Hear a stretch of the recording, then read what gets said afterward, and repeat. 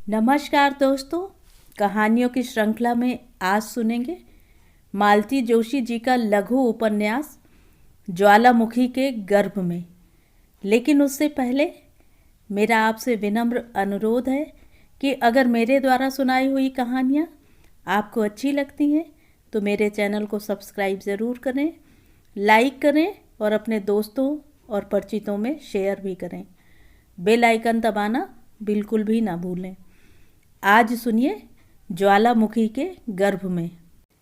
ए साहब बहादुर, लोग बाग आपको देखने के लिए नहीं आए हैं।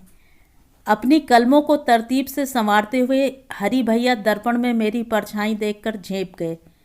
फिर एकाएक बोल्ड बनने की कोशिश में मेरी ओर पलटकर बोले, मैं ज़रा दूरदर्शिता से काम ले रहा था। हो सकता है उन लोगों के साथ एकाध बहन एकाध सहेली हो। जी नहीं, उन लोगों के साथ सिर्फ एक अदद मम्मी हैं, मैंने मुंह बिचकाकर कहा। तो क्या वे लोग आ गए? और क्या, गाड़ी समय से पहले चल रही है। हमारी तो एकदम मुसीबत हो गई है। भैया तैयार हो गए? सो रहे हैं कुंभकर्ण महाराज, उन्हीं को जगाने के लिए तो आई हूँ। और हाँ, मौसी ने कहा है मिलन स्वीट्स के यहाँ ऑर्डर दे रखा है, जल्दी से मिठाई ले आओ। और देखो पीछे से आना। पलटकर मैं देहरी तक ही जा पाई थी कि उन्होंने पुकारा, ए मीता सुन इधर। क्या है बाबा, हमें देर हो रही है। लड़की कैसी है? एकदम हेमा मालिनी है, मैंने कहा और भाग आई। हेमा मालिनी के नाम से ही हरी भैया का कलेजा धक धक होने लगता है। बड़े भैया आराम से सो रहे थे, चार खाने की लुंगी और बनियान पहने। सुबह ही नाइट पुलमन से पहुंचे थे, शेव भी नहीं बनाया था। खाना खाकर जो सोए थे तो अब तक।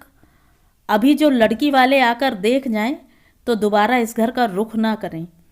माँ और मौसी भी खूब हैं, कम से कम सुबह इन्हें संकेत तो दे देती। कोई घर से भाग तो नहीं जाते, उन्हें फंसाने में खुद फंस गई हैं। अच्छा हुआ, ऐसा ही होना चाहिए। भैया उठिए, माँ बुला रही हैं, मैंने उन्हें झचकोरते हुए कहा। उन्होंने तुरंत ही आंखें खोल दी। डॉक्टरी पढ़ने का यह एक अच्छा लाभ है। हरी भैया की तरह घंटों प्रभाती नहीं गानी पड़ती। क्या है, क्यों परेशान कर रही है? उन्होंने अलसाए स्वर में पूछा। माँ बुला रही हैं, कह दे आ रहा हूँ, उन्होंने अंगड़ाई लेकर उठते हुए कहा। जल्दी आना, और सुनिए जरा ढंग से तैयार होकर आइएगा, मैंने रहस्यमय ढंग से कहा। तैयार होकर आऊँ? क्यों? नीचे लोग बाग आए हैं। कौन लोग? लड़की वाले।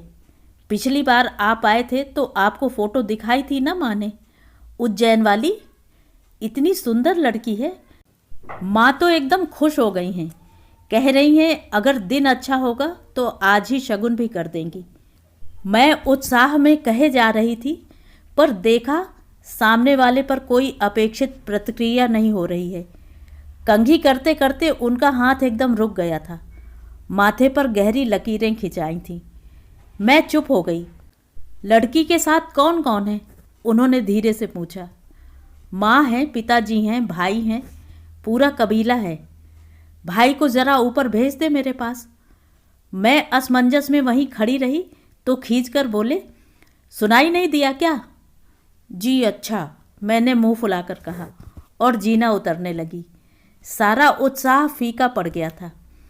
हॉल में खनकती हुई हंसी के साथ संभाषण पूरे यौवन पर था। मौसी एक दो बार उज्जैन हो आई थी। लड़की के भाई पिता भी घर देखने और माँ से मिलने के बहाने एक दो बार आ चुके थे, इसीलिए अपरिचय की कोई दीवार बीच में नहीं थी। मैं एकदम सबके बीच में जाकर खड़ी हो गई। लड़की के भाई की तरफ मुखातिब होकर बच्चों की तरह ठुनकती आवाज़ में कहा, आपको भैया बुला रहे हैं ऊपर कमरे में। क्षण भर को बातचीत जैसे जम गई। वे पिता की मौन सम्मति पाकर उठे और मैं गाइड की तरह साथ हो ली। ऊपर जाकर देखा भैया पतलून और कमीज पहन चुके हैं। मुंह पर पानी के छींटे देकर नींद भगाने का भी प्रयास किया गया है। बिखरे बाल भी अब तरतीब से संवारे हुए लग रहे थे। दोनों ने अपना अपना परिचय देते हुए गर्मजोशी से हाथ मिलाया। भैया ज़्यादा उत्साहित नहीं लगे। शायद सफ़र की थकान और नींद का बोझिलपन अब भी उन्हें छोड़ने को तैयार नहीं था। तू जा मीता, मैं मिस्टर पाठक को नीचे ले आऊँगा, भैया ने कहा। यह आदेश था। नरम स्वर में कहे जाने के बावजूद मैं उसे टाल नहीं सकी। मिस्टर पाठक ज़्यादा देर ऊपर नहीं रुके।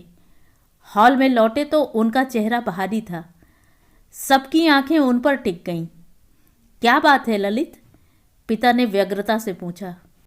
मिस्टर पाठक ने एक बार अपनी और एक बार मेरी माँ की ओर देखा, फिर सख्ती से होंठ भींचते हुए बोले, डॉक्टर मनीष चाहते हैं कि उनकी माँ के सामने यह रहस्य ना खोला जाए, मगर मेरी बला से।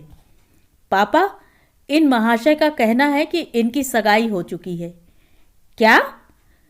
कितने कंठों ने एक साथ प्रश्न किया। मनीष, माँ किस बुरी तरह से चीखी। क्या है माँ?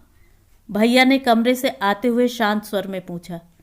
ये ललित भाई क्या कह रहे हैं? ठीक कह रहे हैं। किस लड़की से शादी कर रहा है तू? यह सब चर्चा बाद में भी हो सकती है माँ, भैया ने उसी शांत स्वर में कहा। फिर मेहमानों से माफ़ी मांगते हुए कहा, मुझे बहुत बहुत अफसोस है। इन लोगों ने अगर ज़रा भी संकेत दिया होता तो शायद। ओह, ज़रा इन्हें संभालिए, कहते हुए वयोवृद्ध मेहमान एकदम उठ खड़े हुए थे। हम सब ने चकित होकर देखा, माँ बेहोश होकर कुर्सी पर ही लुढ़क गई थी। मैं तो चीख कर उनसे लिपट जाने को हुई, पर भैया ने सख्ती से मुझे दूर खड़ा कर दिया। उस समय उनका चेहरा ऐसा लग रहा था जैसे पत्थर में तराशा गया हो। अपनी मजबूत बाहों में माँ का दुर्बल शरीर समेटते हुए उन्होंने भीतर जाते हुए इतना ही कहा, मौसी, मेरे साथ आना ज़रा। पीछे पीछे जाने की इच्छा को बहुत मुश्किल से रोक पाई मैं। वहीं सोफे पर बैठकर दोनों हाथों में मुंह छिपाकर सिसकने लगी। मिसेस पाठक मेरा सिर सहलाती रहीं। अजीब असमंजस की स्थिति थी। एकाएक ललित ने कहा, हम सब चलें पापा? ना बेटे, ऐसे अच्छा नहीं लगता। बहन जी की हालत जरा ठीक होने। तो आप रुकिए, मैं जा रहा हूँ। ठहरो दादा, मैं भी आपके साथ चलूँगी। उस दर्प भरे स्वर से चौंक कर मैंने सिर उठाया। कमरे में उस सजी धजी मूर्ति का अस्तित्व ही मैं भूल गई थी। लेकिन क्या यह वही चेहरा था जो कुछ समय पहले तक शर्मीली मुस्कान से दमक रहा था? भैया का चेहरा अगर काले संगमरमर में बदल गया था तो यह पूरी की पूरी प्रतिमा बर्फ हो गई थी। अरे, ये लोग जा रहे हैं, अंदर चाय लग गई है ना? खुशबू का एक भभका आया और लजीली मुस्कुराहट लिए हरी भैया कमरे में दाखिल हुए। एक क्षण को अनचाहे सबकी निगाहें उन पर टिक गईं। गोरे चिट्टे हरी भैया नेवी ब्लू पैंट और क्रीम कलर की मनीला पहने सचमुच बड़े प्यारे लग रहे थे। उन्होंने अपनी सजावट पर काफ़ी समय खर्च किया था। टाई पिन से लेकर जूतों तक सब कुछ लगदग कर रहा था। सबको अपनी ओर घूरते देखा तो वे कुछ सचेत हो गए। और लोग कहाँ हैं? चाय बिल्कुल तैयार है। बेचारे हरी भैया, इतना तरस आया उन पर। दीन दुनिया से बेखबर वे चाय की मेज ही सजाते रह गए थे। आपकी तारीफ? ललित के पिताजी ने पूछा। ये हरी भैया हैं। मैं बच्चों की तरह इतना ही कह पाई। पढ़ते हैं? जी हाँ, बीकॉम फाइनल में हूँ, उन्होंने लजीले अंदाज में कहा। ललित और सुलक्षणा इस बीच कब चले गए पता नहीं चला। कुछ देर बाद तौलिए से माथे का पसीना पोंछते हुए भैया बाहर आए। अब वे कैसी हैं? मिस्टर पाठक ने व्यग्रता के साथ पूछा। अब अच्छी हैं, थैंक गॉड। क्या ऐसा अक्सर होता है? मिसेस पाठक ने पूछा। जी, पहले अक्सर होता था। दरअसल मेरे पिताजी और मुझसे छोटी एक बहन एक साथ एक एक्सीडेंट में चल बसे थे। उस हादसे ने माँ का मन बहुत तोड़ दिया है। किसी भी आघात को सह नहीं पाती। मुझे अफसोस है सब मेरी वजह से हुआ। कोई बात नहीं, मिस्टर पाठक ने उनकी पीठ को थपथपाते हुए कहा। आप लोगों को मेरी वजह से इतनी परेशानी उठानी पड़ी, मैं अपनी शर्मिंदगी का बयान नहीं कर सकता, भैया ने भर्राए कंठ से कहा। नहीं, इसमें तुम्हारी कोई गलती नहीं थी, मिस्टर पाठक ने सांत्वना के स्वर में कहा। मुझे वे पति पत्नी सज्जनता की प्रतिमूर्ति लगे। आत्मग्लानि से उबर कर अब भैया ने सिर ऊपर उठाया। अरे हरी, तुम कहाँ थे अभी तक? जज साहब, ये मेरा छोटा भाई हरीश है। हाँ, अभी नमिता जी ने परिचय कराया था। भैया, चाय यहीं मंगाई जाए या? हरी भैया कहते कहते रुक गए। प्रसंग का गंभीर अब भी उनकी समझ में नहीं आया था और सबके सामने उन्हें समझाया भी नहीं जा सकता था, पर शायद वातावरण के तनाव को वे कुछ कुछ अनुभव कर रहे थे। एक एक कप चाय भी हम आपको न पिला सके तो हमें बहुत दुख होगा। मुझे उम्मीद है आप ना नहीं करेंगे। भैया इतने विनम्र हो सकते हैं, यह मेरी कल्पना से भी परे था। शायद वे अब भी अपने आप को क्षमा नहीं कर पा रहे थे। उनके अनुरोध को पाठक दंपति टाल नहीं सके। मेज दुल्हन की तरह सजी हुई थी। सबने निःशब्द चाय के घूंट भरे और उठ खड़े हुए। भैया, मैं और हरी भैया गाड़ी तक उन लोगों को छोड़ने गए। मौसी माँ की शुश्रूषा का बहाना लिए कमरे में ही बैठी रहीं। गहमा गहमी में बीता हुआ दिन शाम को यूं चुपचाप उदास होकर लौट गया था। माँ, मुझे कुछ कहना है। माँ के तलवों में घी की मालिश करते हुए मैंने सिर उठाकर देखा। भैया छाती पर दोनों हाथ बांधे विवेकानंद की मुद्रा में खड़े थे। माँ ने कुछ जवाब नहीं दिया और मुंह फेर कर लेटी रहीं। इतना रोष हो आया माँ पर। पिछले 2 दिनों से उन्होंने भैया से एक बार भी बात नहीं की थी। बेचारे चुपचाप उनकी शुश्रूषा करते रहे थे। इन दिनों उनका चेहरा इतना करुण लगता था कि दया हो आती थी। मैं सोचता हूँ माँ, अब तुम्हारी तबीयत इस लायक हो गई है कि मेरी बात सुन सको, सह सको। वैसे भी मेरे पास अब समय नहीं है। सुबह की बस से मुझे चले जाना है, भैया ने कहा और दरवाज़ा बंद करके कुर्सी पर बैठ गए। कुछ क्षण तक वे कलाई घड़ी को गोल घुमाते रहे। शायद अपनी बात ठीक से कह पाने का साहस संजो रहे थे, पर माँ ने उन्हें मौका ही नहीं दिया। बोली, मीता, दरवाज़ा खोल दे, मेरा दम घुट रहा है। मैं उठने लगी तो भैया ने हाथ पकड़कर मुझे रोक दिया। दरवाज़ा मैंने जानबूझकर बंद किया है मीता। इस घर में प्राइवेसी नाम को नहीं रह गई है। 2 दिन से छटपटा रहा हूँ, पर इतने सारे लोगों के बीच मैं अपने मन की बात नहीं कह सकता। उस दिन कह तो चुका था मन की बात, क्या अब भी कोई कसर बाकी है? माँ एकदम उठ बैठी। उत्तेजना से उनकी माथे की नसें फड़कने लगी थीं।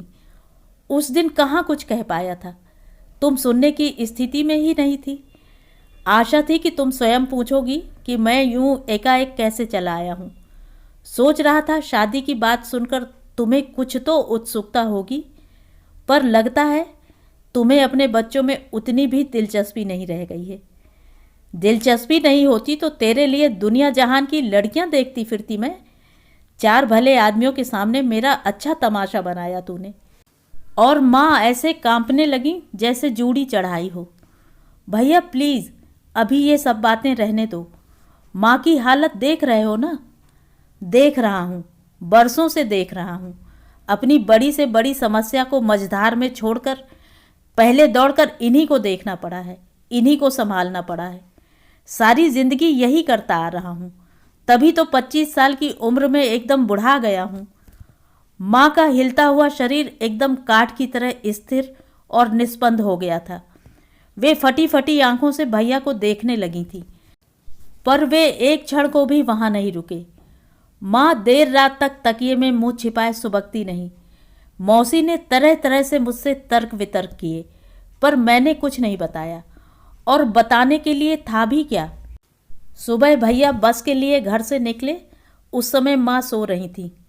काफ़ी रात गए वे सो पाई थीं, इसी से उन्हें जगाया नहीं गया था। जाते हुए कमरे में चुपचाप बुलाकर उन्होंने मुझे एक लिफाफा पकड़ाया था। रात देर तक सो नहीं सका था, काफ़ी बातें इकट्ठा हो गई थी मन में। तू पढ़कर फाड़ देना, शायद तेरे संदूक में भी यह सुरक्षित ना रहे। और यह तेरी भाभी की फ़ोटो। मैंने झपट कर फ़ोटो उठा ली थी। एक भरा भरा चेहरा और 2 हंसती हुई आंखें। मौसी की ब्यूटी परेड में खड़ी होती तो शायद फेल हो जाती, पर कुल मिलाकर मुझे अच्छी लगी। कितनी स्वीट है ना? क्या नाम है भैया? बेला, ओह लवली, ये लोग पंजाबी क्रिश्चियंस हैं। भैया की इस घोषणा से मेरी खुशी वहीं जम गई। क्यों, बुरा लगा सुनकर? अपने लिए नहीं, मैं माँ के लिए सोच रही थी। मुझे मालूम था माँ नाराज़ होंगी। मैं अपने को उस विस्फोट के लिए तैयार करके आया था, लेकिन बिना कुछ जाने उन्होंने जो उपेक्षा बरती है वह बहुत तकलीफ दे है। भैया, ऑटो रिक्शा ले आया हूँ, चल रहे हैं ना? हरी भैया कमरे में आए और भैया ने चेहरे पर फैलती उदासी की चादर को एकदम समेट लिया। दोनों भाई एक दूसरे के कंधों पर झूलते हुए स्कूटर की ओर चले गए। मैं डबडबाई आंखों से उस ओर देखती रही। भैया पिछले 6 सालों से बाहर थे। मेडिकल उन्होंने ग्वालियर से ही किया था और वहीं अब हाउस जॉब भी कर रहे थे। पर कभी उनके जाने का इतना दुख नहीं हुआ। इस बार पता नहीं क्यों ऐसे लगा जैसे वे हमेशा के लिए जा रहे हों। मौसी की पैनी दृष्टि सारे घर को नापे रहती है। भैया के जाते ही बोली, आज तो बड़ी प्राइवेट बातें हो रही थी। क्या कह रहा था मनीष? भाभी की फ़ोटो दिखा रहे थे, मैंने तुनक कर कहा। भैया ठीक ही कह रहे थे, इस घर में जरा प्राइवेसी नहीं है। कहाँ है फ़ोटो, दिखाना जरा। इतना घुन्ना लड़का है, 2 दिनों में मैंने 20 बार पूछा होगा, पर मुझे जरा सुराग नहीं दिया उसने। मेरे कमरे में आकर देख लेना फ़ोटो, मैंने कहा और अपने कमरे में चली आई। मेज पर शिव पार्वती का एक फ़ोटो था। वह चंदन के फ्रेम में मेरे लिए सुपर्णा मैसूर से लाई थी। मैंने उसी में वह फ़ोटो सजा दिया। लड़की बहुत सुंदर नहीं थी। उसके क्रिश्चियन होने की बात सुनकर दुख भी हुआ था, पर मन ही मन एक निर्णय ले लिया था कि मुझे भैया का साथ देना है, उनका बचाव करना है। इसी निश्चय के बल पर मैं घर में उठते तूफान का सामना कर सकी। सहेलियों के बीच गर्वोन्नत होकर इस अंतर्जातीय विवाह की सूचना दे सकी। माँ की प्रतिक्रिया तो अपेक्षित ही थी।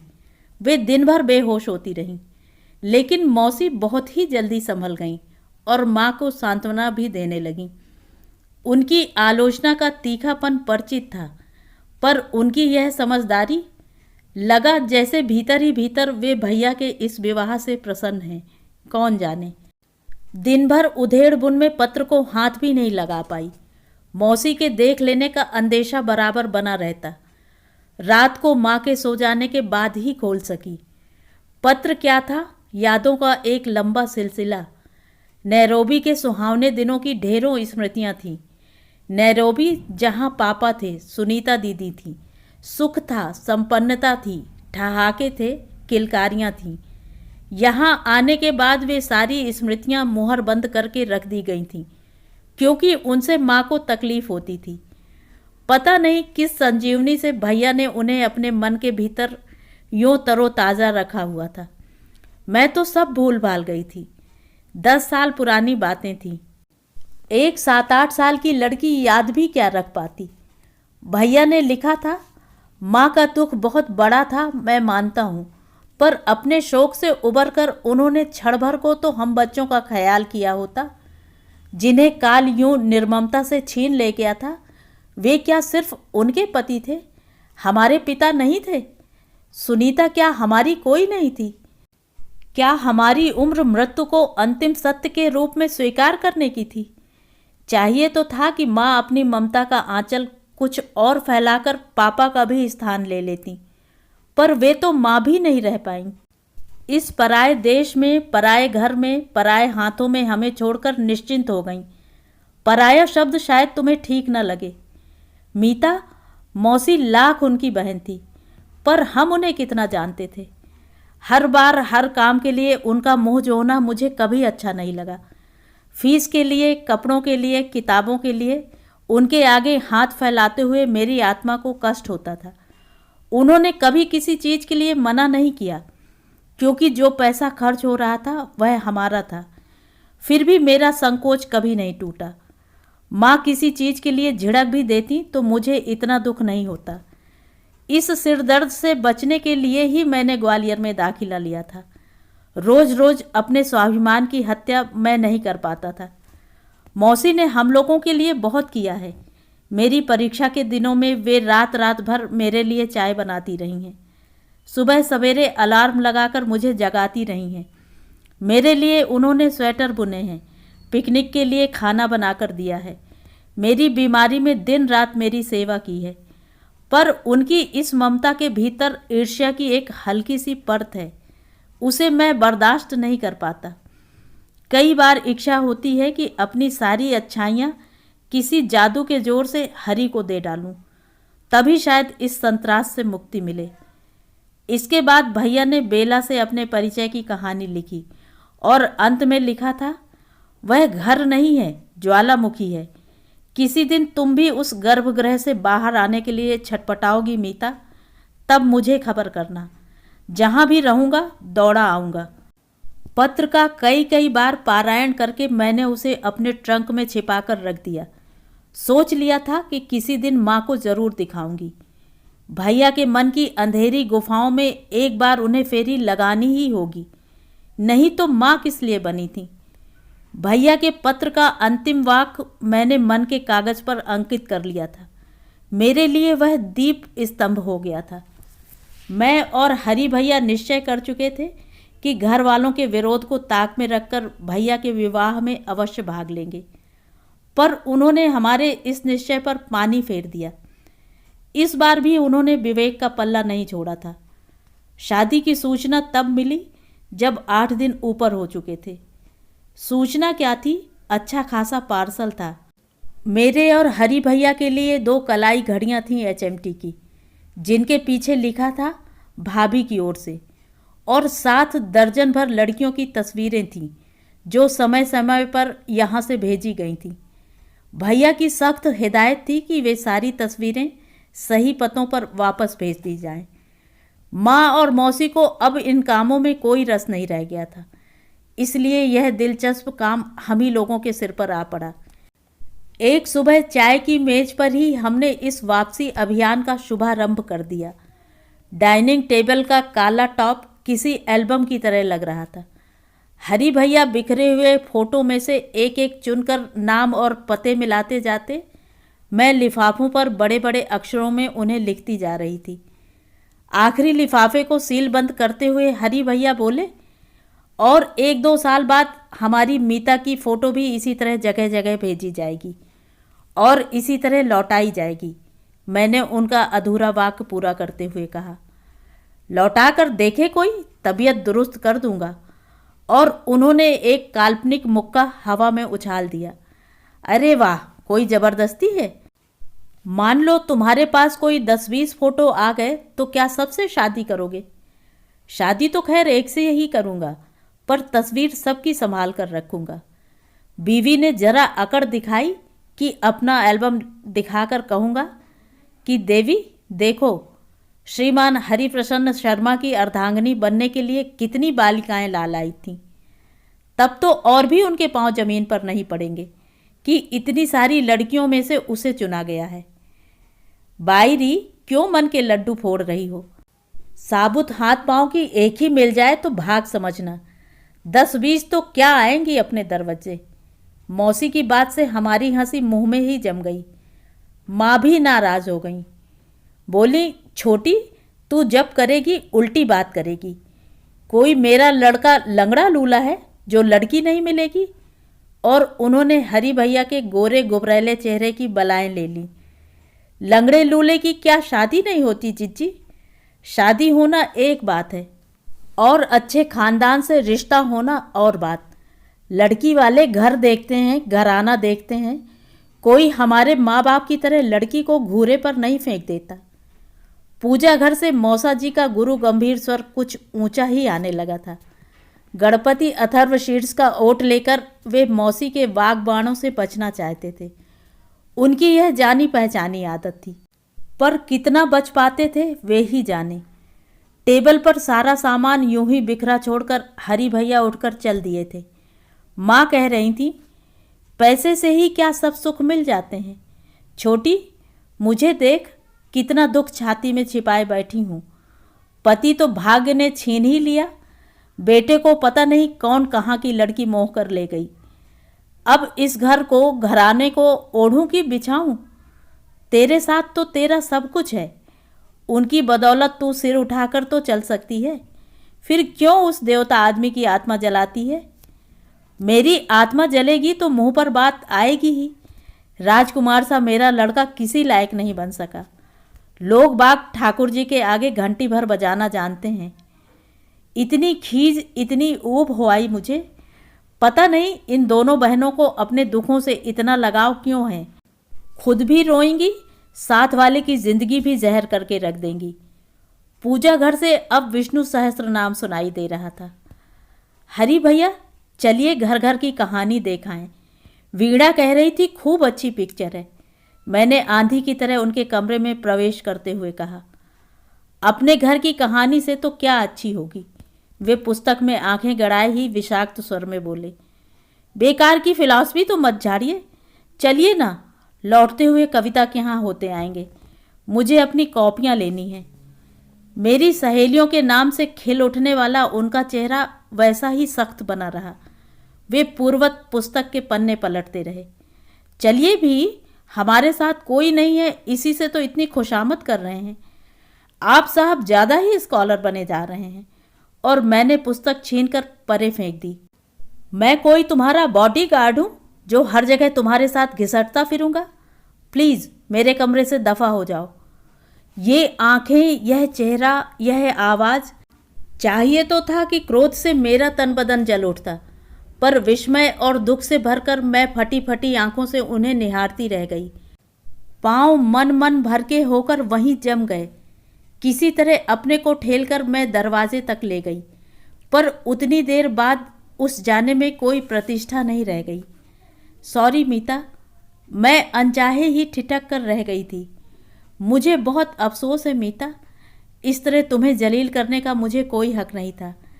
इस कमरे पर मेरा अधिकार ही क्या है? यह कमरा, यह घर, ये सब तुम्हारा ही तो है। हम तो केवल क्या हैं हम लोग, यही समझ नहीं आता। नौकरों की भी अपनी कुछ औकात होती है, लेकिन हम तो सिर्फ पैरासाइट्स हैं। सॉरी होना क्या इसे ही कहते हैं? उसके बाद वहाँ रुकना असंभव ही था। सीधे अपने कमरे में आकर बिस्तर में पड़ रही। दुख, अपमान, रोष, ममता सबका सब सिमट आया था मन में। 3-4 साल पुराना एक प्रसंग याद आ गया। हरी भैया का हायर सेकेंडरी का परिणाम आया था। बेचारे जनता क्लास में पास हुए थे। माँ कह कह कर हार गई, पर मौसी ने ₹1.25 के लड्डू भी नहीं बांटे। 2 साल पहले ही मनीष भैया के पास होने पर मिठाई, पार्टी और बधाई पत्रों की कितनी धूमधाम लगी रही थी। भैया मेरिट लिस्ट में 4थे नंबर पर आए थे। उसके मुकाबले में हरी भैया का परिणाम सचमुच फीका था, पर मौसी के वाग बाणों ने तो उसे करुण बना दिया था। आखिर माँ ने ही डांटा था, चुप कर छोटी, तेरी बातों से तंग आकर लड़का कहीं कुआं नदी कर बैठेगा तो जिंदगी भर को रोती रहेगी। तब कहीं मौसी का अनवरत भाषण समाप्त हुआ था। शाम की आरती के बाद मौसा जी ने मुझे पूजा घर में बुलाकर मेरे हाथ पर 2 पेड़े रखे थे। ये मेरे बेटे के पास होने की मिठाई है बिटिया। गरीब आदमी हूँ ना, ज़्यादा जश्न तो नहीं मना सकता। 7वीं 8वीं क्लास की बेवकूफ़ सी लड़की थी मैं। उनकी बात का मतलब नहीं समझ सकी, पर उनकी आंखों की पीड़ा, उनके स्वर का वात्सल्य मुझसे छिपा नहीं रहा। वह थोड़ी सी मिठाई लिए मैं प्रतीक्षा में बैठी रही। बहुत रात गए लौटे थे हरी भैया। आकर छत पर अपने बिस्तर पर चुपचाप लेट गए थे। मैंने दबे पांव जाकर पेड़ा उनके मुंह में ठूंस दिया था। क्या है यह? वह हड़बड़ाकर उठ बैठे थे। मिठाई है। किस बात की मिठाई? उन्होंने मरी हुई आवाज़ में पूछा। एक हमारे हरी भैया हैं, उनके पास होने की, मैंने शरारत से आंखें नचाकर कहा। कुछ क्षण वह चुप रहे, फिर बोले, किसने बांटी है? मौसी ने। मेरे सिर पर हाथ रखकर कहो। कैसे कहती? चुप होकर रह गई। बाबूजी ने अपने ठाकुर जी को भोग लगाया होगा। ठीक है ना? अपने नालायक बेटे के पास होने की खुशी सिर्फ वे ही मना सकते हैं। और फिर एकाएक उनका चेहरा तमतमा उठा था। क्यों आए थे तुम लोग यहाँ? क्या उतने बड़े अफ्रीका में तुम लोगों के लिए जगह नहीं थी? आते ही तुम लोगों ने मेरा घर, मेरी माँ, मेरा सुख सब कुछ छीन लिया। छोटा सा घर था हमारा, पर उस घर में मैं राजकुमारों की तरह पलता था। उस समय मेरी हर इच्छा पर माँ बिछ बिछ जाती थी। उस समय मैं उनकी आंखों का तारा हुआ करता था। और अब दुनिया में बस एक ही नाम रह गया है, मनीष, मनीष, मनीष। और पलंग की पाटी पर सिर रखकर वह सिसक सिसक कर रो पड़े थे। छोटी थी मैं उस समय, पर नारी की सहज ममता ने उम्र का व्यवधान कब माना है। उनके आंसू सोख लिए थे मैंने, उनका दर्द बांट लिया था। तब से उनकी हर व्यथा को अपने संपूर्ण संवेदन के साथ जीने की जैसे मेरी आदत हो गई थी, अधिकार हो गया था। और इस अनाम रिश्ते की पृष्ठभूमि पर आज उनका यह व्यंग कैसी चोट कर गया था। भीतर तक तिलमिला उठी थी मैं। तीसरे पहर मैं अपनी बुनाई लेकर छत पर बैठी हुई थी। हरी भैया पास में आकर बैठ गए, जैसे कुछ हुआ ही ना हो। मैं भी जानबूझकर फंदों के उलटफेर में उलझी रही। मीता, मैटनी शो अब शायद नहीं मिलेगा। फर्स्ट शो में चलोगी? नहीं, रहने दो। यानी कि नाराज हो गई, यही ना? ठीक तो है, इस घर में हर एक को नाराज होने का अधिकार है, सिवाय मेरे। नाराज होने की बात नहीं है हरी भैया, बस मूड नहीं रहा। मैंने कुछ तल्खी के साथ कहा। वे चुप हो गए। फिर कुछ देर बाद बोले, अच्छा चलो नेहरू पार्क चलते हैं। वहाँ से लौटते हुए किशन के यहाँ चलेंगे। उसकी माँ तुम्हें बहुत याद करती है। आज रहने दो। अच्छा तो तुम्हारी कविता के यहाँ चले चलते हैं, या फिर वह कौन है, अपर्णा सुपर्णा, उसके यहाँ हो आते हैं। कहा तो भाई मुझे कहीं नहीं जाना, मैंने खींच कर कहा। वे फिर चुप हो गए और इस बार उनके चेहरे पर एक अजीब सी असहायता उतर आई। मेरे रूठ जाने का दुख उन्हें साल रहा था, परंतु मुझे मनाने का कोई भी उपाय वे खोज नहीं पा रहे थे। उनकी उदास डबडबाई आंखों को मैं अधिक देर तक नहीं सह पाई। अपने स्वर को यथाशक्ति नरम बनाकर मैंने कहा, सच कहूँ हरिता, आजकल किसी के घर जाने की इच्छा ही नहीं होती। कहीं भी जाती हूँ तो तुलना में अपना घर उभर कर सामने आ जाता है। सोचती हूँ इतने अभाव में, दुख में भी ये लोग खुश कैसे रह लेते हैं। दुनिया भर की मनहूसियत हमारे ही यहाँ क्यों है। कविता की माँ 6 महीने से खाट पर पड़ी है। सुपर्णा का इतना बड़ा परिवार इतनी सी आय के सहारे चल रहा है। तुम्हारे किशन के यहाँ 3-3 अनब्याही बहनें बैठी हुई हैं। फिर भी इन लोगों के यहाँ कुछ ऐसा है जो मन को बांध लेता है। जाती हूँ तो लौटने की इच्छा नहीं होती, और यहाँ तो हरदम भाग जाने का मन होता है। इसमें आश्चर्य की क्या बात है। यह कोई रहने की जगह थोड़े ही है, यह तो कब्रिस्तान है। यहाँ आदमी नहीं रहते, उनकी छाया रहती है। अपने आप को दफनाकर उन पर पत्थरों की तरह जड़ी हुई ये छाया भर हैं। छी, ये क्या नौकवियों जैसी उपमाएं दे रहे हो? क्या इससे अच्छी कोई बात तुम्हारे दिमाग में नहीं आती? मैं कॉमर्स का विद्यार्थी, उपमा उपेक्षा क्या जानूं। जैसा सोचता हूँ कह डाला। और तुम जानती हो मीता, कब्रिस्तान में कभी कभी कोई प्यारा सा पेड़ उगाता है, अपने सिर पर ढेर सारे खुशबूदार फूलों का मुकुट धारण किए हुए। यह अनोखा पेड़ वातावरण की उदासी को सुगंध में भिगोता रहता है। इस पेड़ का नाम जानती हो? मैंने प्रश्नार्थक दृष्टि से उन्हें देखा। उनकी आंखों में उस फूल का नाम पढ़ लिया मैंने। इसके बाद भी रूठे रहना क्या संभव था?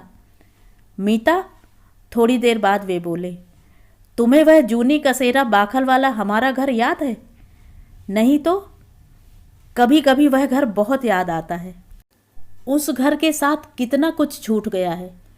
तुम्हें याद है मीतू, तुम लोग आए थे ना, तब तुम दिन भर कहा करती थी, यह घर गंदा है, हमें यहाँ नहीं रहना। मैं बहुत छोटी थी ना उस समय, मैंने अपराधी स्वर में कहा। हाँ, तुम बहुत छोटी थीं, इसलिए मन की बात कह सकी। जो बात मनीष भैया और मौसी अनुभव करके रह जाते थे, वह तुम बेझिझक कह डालती थी। धीरे धीरे सबको लगने लगा कि वह घर छोटा है, गंदा है, अम्मा को भी। और तब से इस मनहूस कोठी में बंध गए हैं हम। यह घर क्या शुरू से ही ऐसा मनहूस लगता रहा होगा? मैंने विस्मय में भरकर कहा। क्या पता, तब इतना समझने की अक्ल कहाँ थी। इतना याद है बाबूजी यहाँ नहीं आना चाहते थे। साल भर तक वे पुराने मकान का किराया भरते रहे, पर अंत में उन्हें भी हथियार डाल देने पड़े। वे मुझसे अलग होकर नहीं रह सकते थे। मैं अम्मा के बिना नहीं रह पाता था, और अम्मा, उनके लिए इतना बड़ा घर, इतने सारे नौकर, इतना ऐश्वर्य, इतनी हुकूमत छोड़ना बहुत कठिन हो गया था। वैभव की इस दौड़ में मैं और बाबूजी कब पीछे छूट गए पता ही नहीं चला। बाबूजी के पास तो फिर भी उनके ठाकुर जी हैं, लेकिन मैं क्या करूं? अपने निष्प्रयोजन जीवन का क्या करूं? तुम्हें क्या हो गया है आज? कैसी ऊटपटांग बातें कर रहे हो जब से? माँ की नज़रों में जो बेटा घूरे से भी गया बीता हो गया हो, उससे अच्छी बात की तो अपेक्षा नहीं की जा सकती ना। ओह, अब समझी। सुबह वाली बात फांस की तरह चुभ रही है मन में अब तक। मैंने अपने स्वर में ढेर सी ममता उड़ेल कर कहा, मौसी की बातों का बुरा मानेंगे तो हो चुका। दिन भर मातम ही मनाना होगा। जानते तो हो उनकी आदत। जानने से ही क्या पत्थर बना जा सकता है? हाड़ मांस का मनुष्य जितना सह सकता है उतना ही तो सह पाऊंगा। सच कहता हूँ मीतू, पढ़ते हुए भी कभी कभी इसी ख्याल से कांप उठता हूँ कि क्या होगा इतनी मेहनत का। अम्मा को खुश करने लायक परिणाम तो मेरा कभी बन नहीं सकता। तब फिर हफ्तों तक पुस्तक को हाथ लगाने की इच्छा नहीं होती। पुरुष जब भीतर से टूटने लगता है तो नारी का सहज स्नेह ही उसे संबल दे पाता है। इसी स्रोत से वह शक्ति ग्रहण करता है। नारी चाहे वह माँ हो, पत्नी हो, बहन हो, मित्र हो। कहाँ पढ़ा था यह वाक्य? किसी नाटक में, उपन्यास में, या शायद भैया के पत्र में। कहीं भी पढ़ा हो, आज इस बेला उसका स्मरण हो आना ही सार्थक हो उठा था। उस बार बीकॉम में हायर सेकंड क्लास पाने पर जब मैंने उनका अभिनंदन किया तो बोले, अभिनंदन की असली हकदार तो तुम हो। परिणाम का सारा श्रेय तुम्ही को जाता है। शनिवार की शाम को मैं हमेशा की तरह पूजा घर में बैठी सुंदरकांड का पाठ कर रही थी। पैरों की आहट सुनकर सिर उठाया। मौसा जी नहाकर शाम की संध्या वंदना के लिए अंदर आ गए थे। मेरी उपस्थिति से निर्लिप्त होकर उन्होंने सूती धोती उतार खूंटी पर टंगी लाल रंग की रेशमी धोती पहनी। आसन लेने के लिए इस ओर मुड़े तो मुझे एकटक अपनी ओर देखते हुए पाया। अपनी झेप मिटाते हुए बोले, कहिए पंडितानी जी, क्या निरीक्षण हो रहा है? निरीक्षण यह हो रहा है कि इस पूजा वाली धोती का काफ़ी पहले रिटायरमेंट हो जाना चाहिए था, मैंने दबंग स्वर में कहा। एक बार और कायाकल्प कर दो इसका। अब की तनख्वाह मिलने पर पहला काम यही करूँगा, ठीक है ना? मैंने सिर हिला दिया। वे आसन पर बैठ गए। आचमन लेकर ध्यानस्थ होने को ही थे कि सहसा मुझे कुछ याद आ गया। मौसा जी, आज आपके वे तिवारी जी आए थे। गोरखपुर से किताबें मंगाई थी ना आपने, वे दे गए हैं। अच्छा, कब लौटे थे लखनऊ से वे? कल ही आए हैं, और कह रहे थे शर्मा जी से कहना मेरी मिठाई तैयार रखें। दफ्तर में पार्टी दे देने से ही आप बच नहीं जाएंगे। एक शर्मीली मुस्कान उनके चेहरे पर तैर गई। अच्छा मौसा जी, दफ्तर में तो आपने प्रमोशन की पार्टी दे दी और हमें बताया तक नहीं। चाहिए तो था कि सबसे पहले घर में मिठाई आती, मैंने मुंह फुलाकर कहा। घर में बतलाने जैसी कोई बड़ी बात नहीं थी बिटिया। मेढक कितना भी फूल जाए, बैल तो बनने से रहा। दफ्तर का बाबू हूँ, प्रमोशन हो गया तो बहुत से बहुत ओएस बनूंगा, और क्या। हंसकर कही थी उन्होंने यह बात, लेकिन उसमें छलकती हुई व्यथा को मैंने पा लिया और मैं भी उदास हो गई। सुख में हो या दुख में मनुष्य को सबसे पहले घर ही याद आता है। कैसे जब्त कर पाए होंगे इतनी बड़ी खुशी को वे मन ही मन में। तिवारी जी बता रहे थे, दफ्तर में उन्होंने बहुत शानदार दावत दी थी। बाहर की दुनिया में जो इतना लोकप्रिय है, उसका अस्तित्व घर में इतना नगण्य क्यों है? मुझे तो कई दिनों तक यह भी नहीं पता था कि वे दफ्तर भी जाते हैं। उनके ऑफिस आने जाने को लेकर घर में कोई गहमा गहमी नहीं होती थी। जूनी कसेरा बाखल वाले घर की एक धुंधली सी याद है कि मौसा जी बाहर से लौटे हैं तो मौसी ने आगे बढ़कर हाथ से झोला लिया है, उनके लिए चाय बनाई है, उनके लिए पान लगाया है। अब तो मौसी के पास इतना समय ही कहाँ है।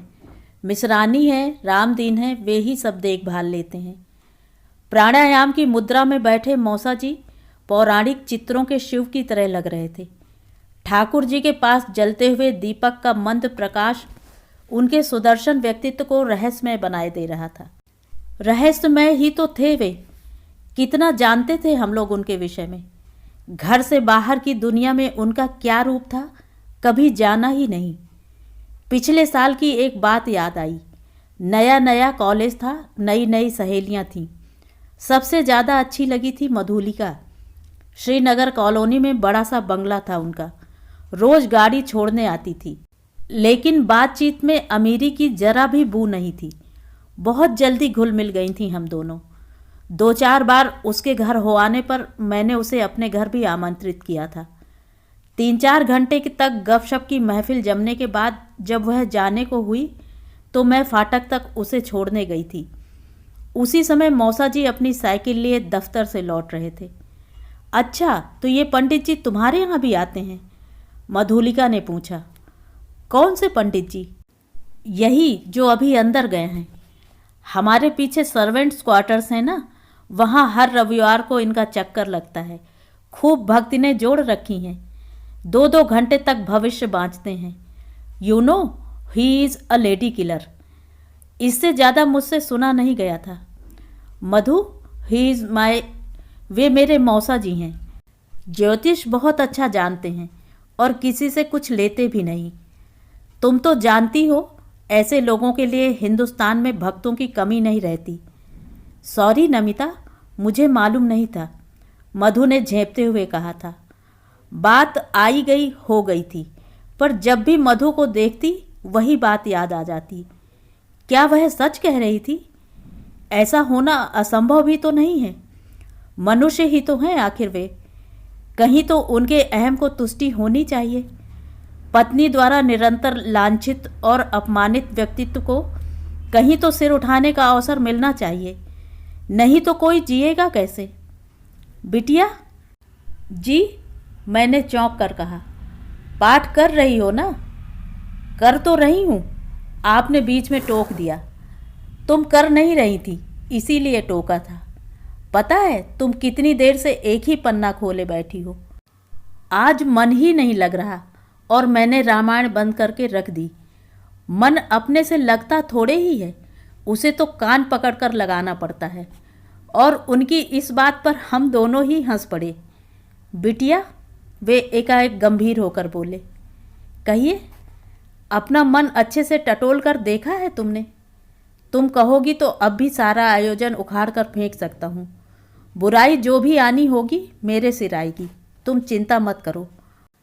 आप पता नहीं क्या कह रहे हैं। यह मत सोचो मीता बेटी कि मैं भी तुम्हारी मौसी की तरह अंधा हो गया हूँ। मेरी आंखें सब कुछ देखती हैं। तुम एक बार संकेत भर कर दो, फिर देखो मैं क्या करता हूँ। मौसा जी, आप तो गलत सलत पता नहीं क्या सोच लेते हैं, मैंने बेसुरी खिलखिलाहट के साथ कहा और भाग आई। पूजा घर के बाहर खड़ी होकर पहले अपनी उफनती सांस को सामान्य किया, फिर धीरे धीरे माँ के कमरे की ओर चल पड़ी। हॉल में मौसी रंग बिरंगे कपड़ों के अंबार लेकर बैठी थी। ए छोकरी, कहाँ थी अब तक? शनिवार की शाम को मैं क्या करती हूँ मालूम है ना? हाँ, सो तो सब मालूम है। एक वह नरसी भगत कम थे घर में, अब ये एक मीराबाई बनी जा रही हैं। काम क्या है बोलो ना? काम क्या एक है? इन साड़ियों पर फॉल लगाने हैं, इनमें मोती टाकने हैं, इनमें गोटा लगेगा, इन पर फूल लगेंगे। एक दर्जी बिठा लो ना घर में, चुटकी में सब काम हो जाएगा, मैंने बेजारी से कहा। दर्जी तो बिठा लूँ, पर फिर तू नेक किस बात का लेगी बता तो? बहन बेटी के यही तो काम होते हैं। और यह कार्डों का डिब्बा ले जा, सब नमूने देखकर छांट कर अच्छा सा ब्लॉग बनवा दे। तेरे मौसा जी कहाँ हैं? पूजा में। बस, और किया ही क्या है जिंदगी भर। उनसे कहो कि जल्दी से फैक्ट्री चले जाएं। आज के दिन लड़का ज़रा जल्दी घर आ जाता तो टेलर के यहाँ हो आता। सूट का ट्रायल लेना है। दिन भर तो फैक्ट्री में चला जाता है। फैक्ट्री फैक्ट्री फैक्ट्री सुन सुनकर मेरे कान पक गए। वेडिंग कार्ड्स का डिब्बा उठाकर मैं माँ के कमरे में आकर बैठ गई। अपने कमरे में जाते हुए डर लगता है। अकेलेपन में कभी कभी कितने ऊटपटांग विचार आते हैं। मौसी की तेज आवाज़ यहाँ तक आ रही है। शायद फैक्ट्री में फ़ोन किया जा रहा है। Factory the Sharma steel works, proprietor and general manager Shri Hariprasanna Sharma BCom. उद्घाटन के फोटोज़ का अच्छा खासा एल्बम तैयार हो गया है। कोई स्थानीय अखबार नहीं बचा होगा जिसमें फ़ोटो नहीं छपे होंगे। अविवाहित युवा मेधावी जनरल मैनेजर की प्रशंसा में किराए से लेख लिखवाए गए थे। समझ में नहीं आ रहा था कि इतनी प्रचार की आखिर क्या ज़रूरत थी, लेकिन मौसी की दूरदर्शिता का लोहा मानना पड़ा जब धड़ाधड़ वधू पिताओं के पत्र आने प्रारंभ हुए। हर पत्र के आने पर बाकायदा सिलेक्शन कमेटी बैठती। लाभ और हानि के मदों पर विचार विनिमय होता। मौसा जी हमेशा की तरह तटस्थ बने रहते। संभावित पुत्र वधुओं की चित्र प्रदर्शनी में एक दिन परिचित चेहरा भी सम्मिलित हो गया और मौसी ने निर्णय ले ही लिया। यह चित्र था सुलक्षणा पाठक का। यद्यपि रिटायर होने के बाद जज साहब का वैभव पहले का सा नहीं था, फिर भी यही रिश्ता और सबसे बेहतर था। मौसी का एक चिर संक्षिप्त स्वप्न पूरा हो गया था कि हरि के लिए भी ढेर सारे रिश्ते आए थे। सुलक्षणा को स्वीकार करते हुए उन्होंने कहा था, उसने यही देहरी पूछ रखी होगी, तभी तो अभी तक कुंवारी बैठी है। शायद ठीक ही कह रही होंगी वे। क्या कर रही है मीता? माँ के पलंग से क्षीण स्वर में प्रश्न आया। निमंत्रण पत्र का मसौदा बना रही हूँ, मैंने ठंडे स्वर में जवाब दिया। तेरी मौसी क्या कर रही हैं? साड़ियों का ढेर लेकर बैठी हैं। वह साड़ियों में फॉल लगाने को कह रही थी। लगा दिए?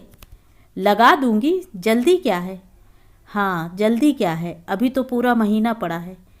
लेकिन देख तो, अभी से ऐसी रौनक हो गई है घर में। और बात खत्म करते करते माँ सुबकने लगी। अब इसमें रोने की कौन सी बात है? मैंने खींच कर पूछा। आज जैसे सबने मेरी सहन शक्ति की परीक्षा लेने की ही ठान ली थी। मनु के लिए दुख होता है रे, उसके लिए कुछ भी नहीं किया जा सका। पता नहीं कहाँ किस मंदिर में जाकर फेरे पड़वा लिए थे बेचारे ने। क्या क्या सोच रखा था, पर कुछ नहीं हो सका। आज उसके लिए आंसू बहाने की क्या तुक है माँ? मैंने बुझे स्वर में कहा।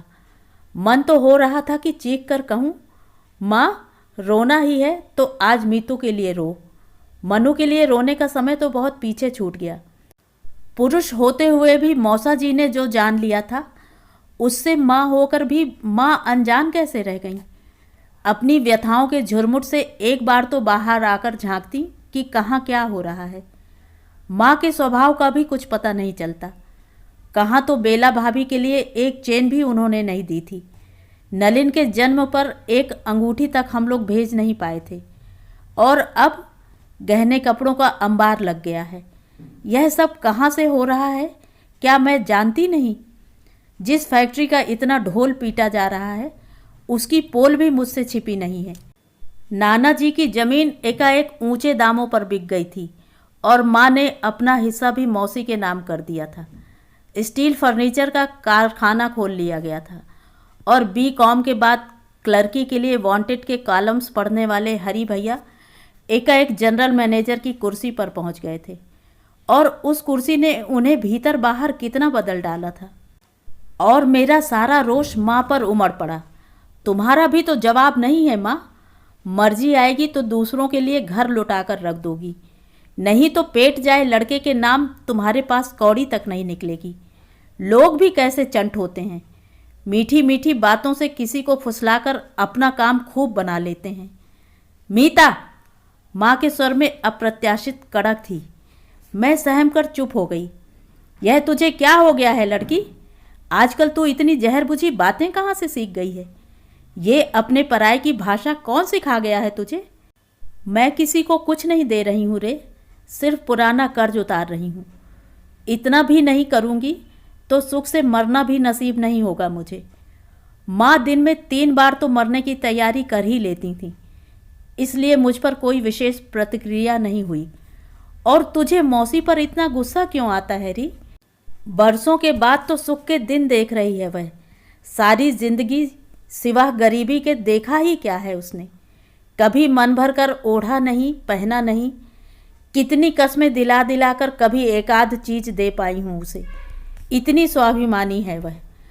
माँ एकदम गलत भी नहीं कह रही थी। इस सारे तामझाम के बीच भी मौसी एकदम सादगी से रहती थी। तीज त्योहार पर जिद करके माँ उन्हें अपने गहने कपड़ों से सजाती, फिर उनका चेहरा अपने दोनों हाथों में उठाकर कहती, छोटी, सच भगवान ने कैसा राजरानी सा रूप देकर भेजा है तुझे धरती पर। लेकिन दीदी, किस्मत तो भिखारियों की दी है ना, उसका कोई क्या करे। मौसी अपने को छुड़ा कर कहती। यह बात खूब जोर से कही जाती, जिससे मौसा जी उसे जरूर सुन लें। तब मौसा जी का चेहरा व्यथा से काला पड़ जाता और हमारी सारी सहानुभूति उन्हीं के साथ होती। माँ की बनारसी साड़ियाँ मौसी लौटाने आती तो माँ कहती, रहने देना, यहाँ भी तो पड़ी पड़ी सड़ ही रही हैं। ना जी, इतने अच्छे कपड़े मुझ पर सजेंगे भला? अपनी औकात भी तो मुझे देखनी चाहिए। मैं तो तुम्हारे चरणों में पड़ी हूँ, इसलिए कि लड़के की ज़िंदगी बन जाएगी, नहीं तो पता नहीं कहाँ भीख मांगता फिरेगा। यह तो बड़े होने पर ही पता चला कि ये बातें माँ से कहने का बहाना भर होता था। असली लक्ष्य होते थे लड़के के पिता। मैंने तिक्त स्वर में कहा, पता नहीं नाना जी ने दोनों लड़कियों के साथ इतना पक्षपात क्यों किया। वे तो कन्यादान करके छुट्टी पा गए। जिंदगी भर का काला पानी भुगतना पड़ा है मौसा जी को। कोई खुशी से अपनी बेटी कुएं में नहीं फेंक देता री। उसका इतना बड़ा सर्वनाश तो मेरे कारण हुआ है। तुम्हारे कारण? हाँ, तुम्हारे पापा के कारण। कमरे में कुछ समय तक केवल चूड़ियों की खनक सुनाई देती रही। मनु के जन्म के समय की बात है। मैं 7वां लगते ही माताजी के पास हैदराबाद आ गई थी। तेरे पापा बेंगलोर में थे, वहाँ और कोई नहीं था, इसलिए मनु 4-5 महीने का हो गया तब भी मुझे उन लोगों ने भेजा ही नहीं। मैं भी मज़े में थी, क्योंकि तेरे पापा हर 15-20 दिन बाद आते रहते थे। वे आते थे तो घर में रौनक सी आ जाती थी। माताजी रसोई में घिरी रहती, छोटी अपने जीजा के आगे पीछे घूमती रहती। घर में कोई छोटा और था नहीं, सेवा का सारा भार उसी पर था। वे दिन भर शामली शामली का जप किए रहते। तुम्हें बुरा नहीं लगता था? बुरा लगने जैसा इसमें कुछ था ही नहीं। साली बहनोई का रिश्ता तो ऐसा ही होता है। फिर मैं तो उस समय अपने रूप लावण्य पर रीझी हुई थी। एक बेटे को जन्म देकर सोचती थी मैंने स्वर्ग का राज्य जीत लिया है। यह अकल नहीं थी कि कर्तृत्ववान पुरुष सिर्फ सौंदर्य पर नहीं रीझा करते। बुद्धिमती स्त्री का आकर्षण भी उतना ही प्रबल होता है। वे इतने विद्वान थे और मेरे पास बात करने के लिए सिर्फ एक ही विषय था, मनु, हमारा मुन्ना। छोटी और वे दिन रात गपशप किया करते और मैं दिन भर अपने लाडले को दुलराया करती, उसके लिए स्वेटर बुनती रहती। अपनी इस बेवकूफ़ी का ध्यान आया तो, मगर तब तक बहुत देर हो चुकी थी। यानी? मैंने धड़कते हुए हृदय से पूछा, पर माँ को शायद मेरा प्रश्न सुनाई ही नहीं दिया। जब सारी बात पता चली तो पिताजी बुरी तरह घबरा गए। माताजी तो खाट से ही लग गईं। मैंने पहले तो उसे खूब कोसा, फिर समझाया बुझाया, मनु को उसके पैरों पर डाल दिया, पर वह शेरनी की तरह अडिग रही। बोली, मैं तुम्हारा कोई हक नहीं छीन रही जीजी, लेकिन अपना अधिकार भी मैं नहीं छोड़ूंगी। बाबा रे, उसकी हिम्मत देखकर तो हम दांतों तले उंगली दबाकर रह गए थे। फिर क्या? जिस विश्वास पर वह पैर जमाकर खड़ी हुई थी, वही जब भरभरा कर गिर पड़ा, तब कहीं जाकर वह अबॉर्शन के लिए राजी हुई थी। उफ, दूसरा उपाय ही क्या था?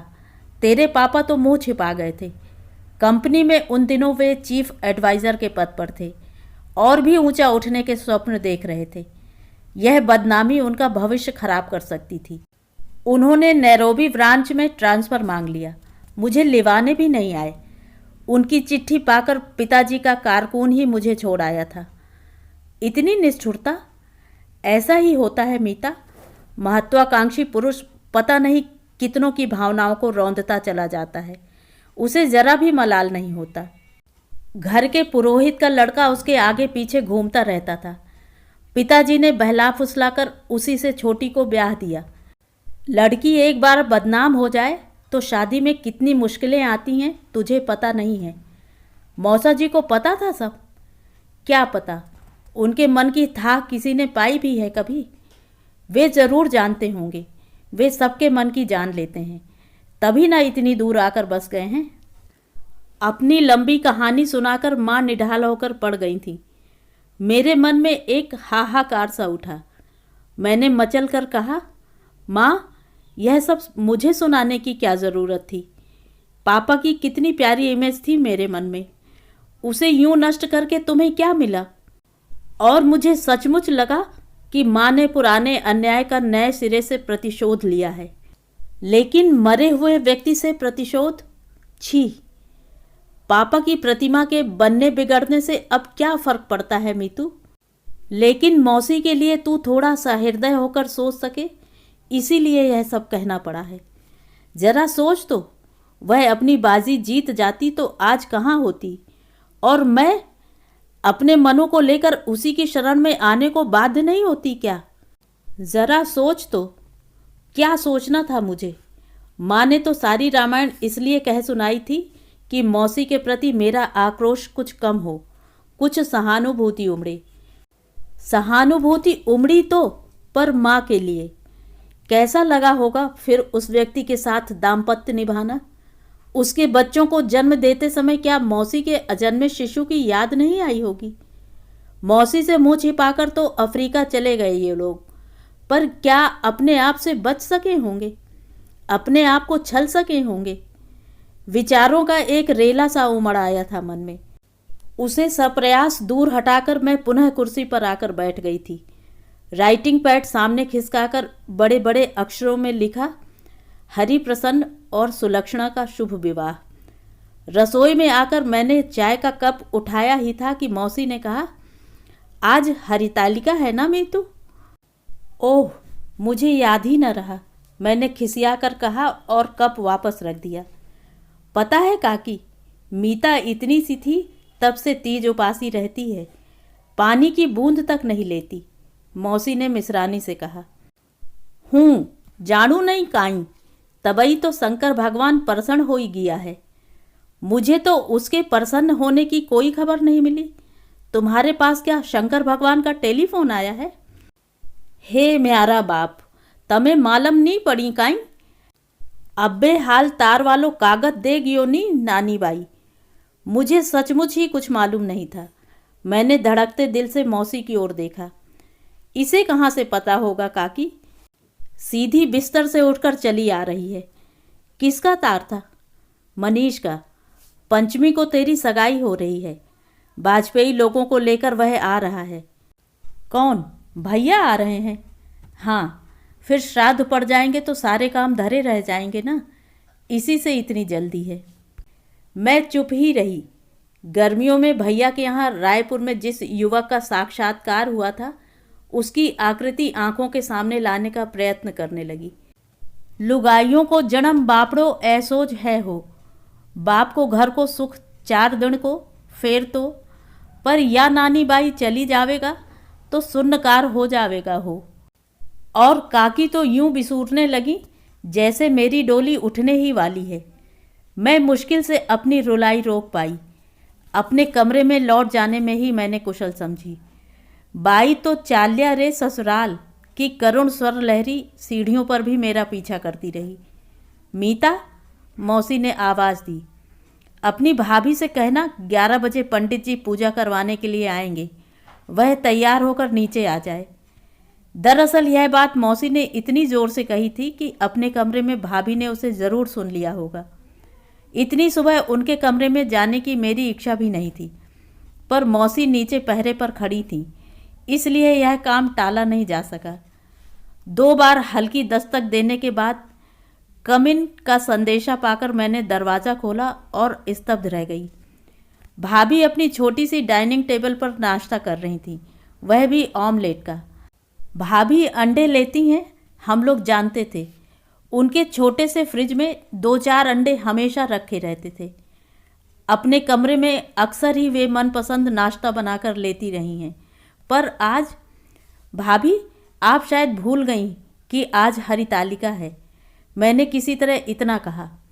नहीं नमिता जी, भूली तो नहीं हूँ। कुछ भी भूलने की सुविधा आपके यहाँ कहाँ है?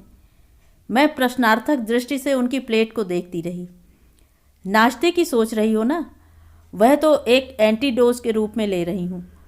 इस जन्म में जो सौभाग्य मिला है उसे जन्म जन्मांतर तक वहन करने की सामर्थ्य नहीं है मुझ में। स्तब्ध रह गई मैं। मन हुआ बेडरूम में झांक कर देख लूं, हरी भैया सुन तो नहीं रहे। भाभी ने किसी अंतर्यामी की तरह मेरे मन की बात पढ़ ली। हंसकर बोली, ननंद रानी, क्यों अपने मन को क्लेश दे रही हो? तुम्हारे भैया अस्सल सूर्यवंशी हैं। सूर्य जब तक सिर पर नहीं चढ़ाता वे नहीं उठते। रात भर सड़कें नापने के बाद अभी अभी तो सोए हैं बेचारे। मुझसे यह निर्दय परिहास अधिक नहीं सुना गया। अपनी मुद्रा को यथाशक्ति कठोर बनाकर कहा, मैं तो मौसी का संदेश देने आई थी। 11 बजे पंडित जी आएंगे, आप तैयार होकर नीचे पहुंच जाएं। आ जाएंगे भाई, पूजा की फॉर्मेलिटी भी हो जाए, क्या फ़र्क पड़ता है। लेकिन नमिता, इस घर में बालू रेत के महादेव की इतनी प्रतिष्ठा क्यों है? हमारी पूजनीय अम्मा जी का अपने जीते जागते महादेव के साथ जैसा। अधिक सुनना मेरी सामर्थ्य के बाहर था। बाहर आकर मैंने दरवाज़ा जोर से बंद कर दिया ताकि आगे की बात मेरे कानों तक न पहुँचे। कमरे में आकर मैं सुन्न होकर बैठी रही। अभी शादी को 2 साल भी नहीं हुए, भाभी में इतनी कड़वाहट आ गई है। शादी होकर आई थी तब वे ऐसी नहीं थीं। अपनी लजीली मुस्कान से तब घर भर को एक उजास से भर देती थी वे। हरी भैया भी तब कितने खिले खिले से रहते थे। लेकिन हथेली की मेहंदी भी ना उतर पाई थी कि यह रंग उतरने लगा था। ये मुस्कानें बुझने लगी थीं और इसके लिए सिर्फ मौसी ही उत्तरदायी हैं। एक दूसरे में खोया हुआ यह सारस का जोड़ा उन्हें फूटी आंखों नहीं सुहाता था। दिन भर दरवाज़ों को देखकर वे क्रोध में भुनभुनाती रहतीं। कभी कभी ऐसी बातें भी कह बैठती कि पास बैठी मैं शर्म से गड़ जाती।